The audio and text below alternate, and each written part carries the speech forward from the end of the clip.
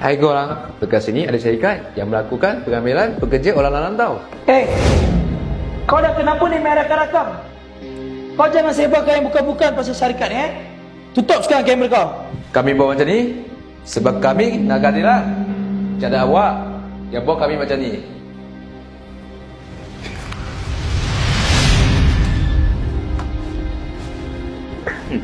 Tengok guys, dah ada bukti.